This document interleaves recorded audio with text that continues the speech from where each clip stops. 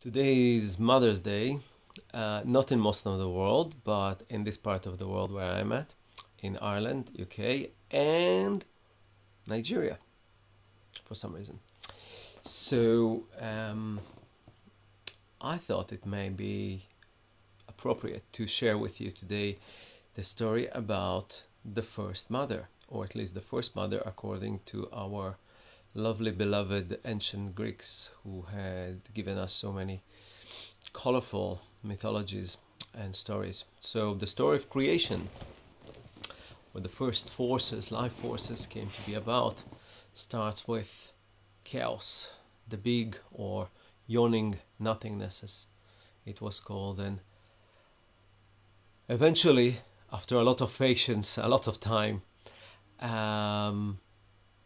out of this nothingness where nothing has happened, Eros, the god of love, was born, and Gaia, the goddess of earth, was born. And Gaia and Eros were around there, and Eros invoked in Gaia the desire to give birth because she was empty, just nothing, just plain earth. And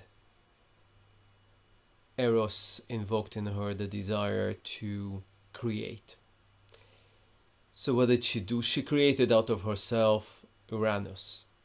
So Uranus was the sky, and also became not just her first creation, but her husband.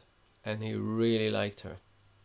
He liked her so much that he kept having sex with her, and kept having sex with her, and kept having sex with her.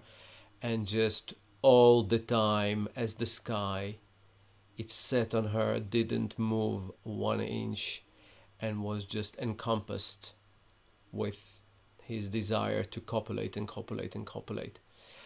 Meanwhile, she kept giving birth, but because he didn't move away, there was no space for all those dozens of children in her belly to be born. And that was beginning to be very, very uncomfortable. And also, Uranus wasn't the greatest daddy. Yeah, there is not a great beginning for fathers in the Greek mythology.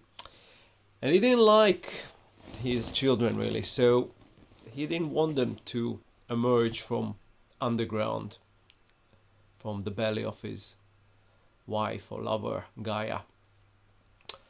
So what did Gaia do? And this is long before Freud and Freudians. She invited her youngest son, Kronos, to come. And she gave him a sickle, very sharp knife.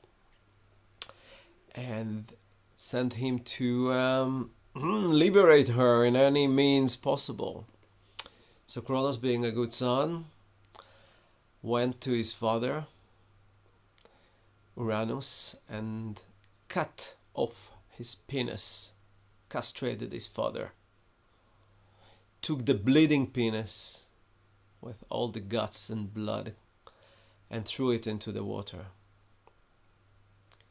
In the meantime, Uranus screamed with pain, and since he lost this connection that tied him into the caveats, the holes of earth through his penis, he painfully jumped away, and a gap was created then between the sky and earth, and Gaia could start giving birth to all her children, and creation moved on. In the meantime, and to finish this lovely bedtime story, out of this boiling water where the godly, ancient, potent blood and penis of Uranus were doing their work, it gave birth to Aphrodite, the lovely, lovely, laughing, beautiful Aphrodite. And that's another story. Ciao.